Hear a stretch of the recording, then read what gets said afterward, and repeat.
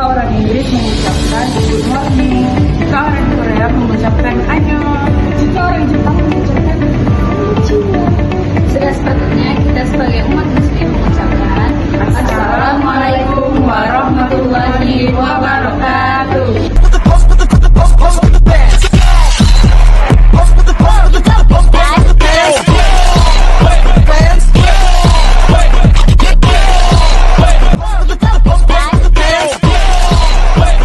Baiklah, di sini saya akan menjelaskan pengertian dari manajemen sumber daya manusia.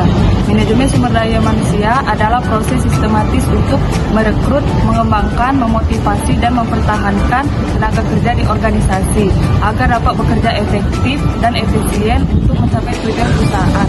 Adapun tujuan dari manajemen sumber daya manusia yang pertama yaitu memastikan ketersediaan tenaga kerja yang tepat, yang kedua mencapai tujuan organisasi dan individu, yang ketiga meningkatkan produktivitas.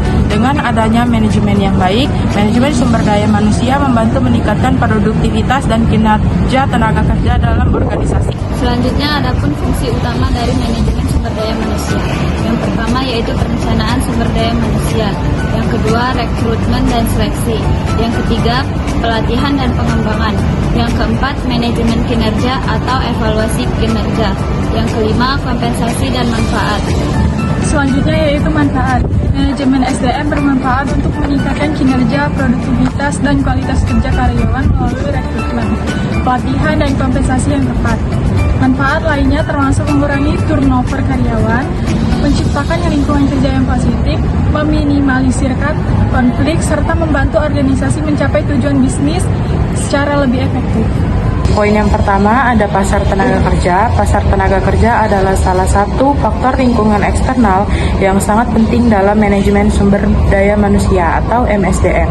Singkatnya adalah kondisi di mana penawaran atau jumlah orang yang mencari pekerja bertemu dengan permintaan atau jumlah lowongan pekerja dari perusahaan. Kondisi pasar ini secara langsung mempengaruhi bagaimana perusahaan merekrut, memberi kompensasi, dan mempertahankan karyawan. Masyarakat. Dalam masyarakat memberikan pengaruh yang sangat besar terhadap cara perusahaan mengelola SDM atau sumber daya manusia. Nilai-nilai sosial, budaya, dan norma yang berlaku di masyarakat akan tercermin dalam dunia kerja. Perusahaan yang mampu menerapkan kebijakan berbasis inklusi akan mendapatkan apresiasi publik dan menarik lebih banyak talenta. Sebaliknya, perusahaan yang mengabaikan nilai-nilai ini bisa mendapatkan kritik, boikot, bahkan kehilangan konsumen. Selain itu, isu lingkungan hidup juga menjadi perhatian masyarakat. Saat ini banyak orang lebih memilih bekerja di perusahaan yang peduli pada sustainability atau berkelanjutan. Hal ini membuat HR perlu menyesuaikan strategi employer branding. Agar perusahaan dipandang peduli pada tanggung jawab sosial, contohnya perusahaan besar seperti Unilever atau Danone mengintegrasikan program lingkungan dan sosial dalam budaya kerja mereka, sehingga karyawan merasa bangga bekerja di sana. Poin yang ketiga yaitu ada serikat pekerja atau unions adalah salah satu faktor lingkungan eksternal yang secara signifikan mempengaruhi manajemen sumber daya manusia atau MSDM, yang dimana serikat pekerja adalah organisasi yang dibentuk oleh karyawan untuk melindungi dan memajukan kepentingan mereka dalam hal upah, jam kerja, tunjangan, dan juga kondisi kerja. Poin keempat adalah pemegang saham.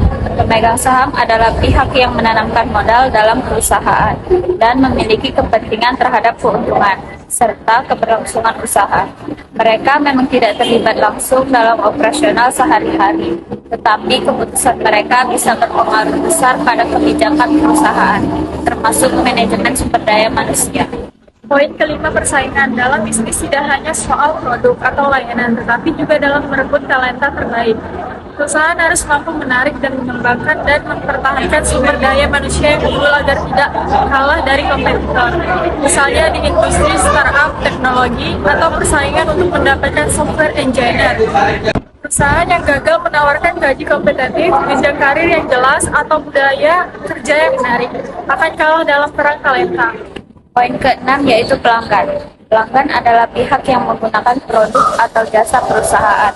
Walaupun pelanggan tidak berhubungan langsung dengan manajemen sumber daya manusia, mereka tetap memberi pengaruh yang kuat.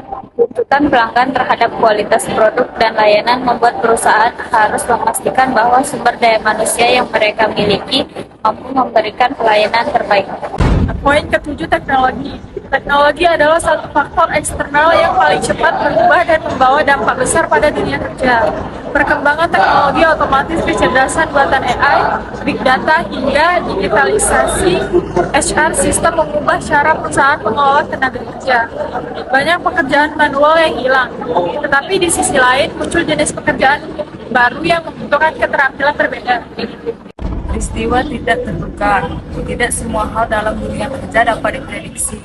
Peristiwa tidak terduga seperti pandemi, krisis ekonomi, bencana alam, atau perubahan politik bisa membawa dampak besar pada manajemen sumber daya manusia. Pertimbangan legal. Pertimbangan legal atau hukum adalah salah satu faktor eksternal yang tidak bisa diabaikan oleh manajemen sumber daya manusia. Semua aktivitas HR, mulai dari rekrutmen, seleksi, penempatan, pelatihan, penilaian kinerja, hingga pemberian kompensasi harus sesuai dengan undang-undang yang berlaku. Sekian materi yang telah kami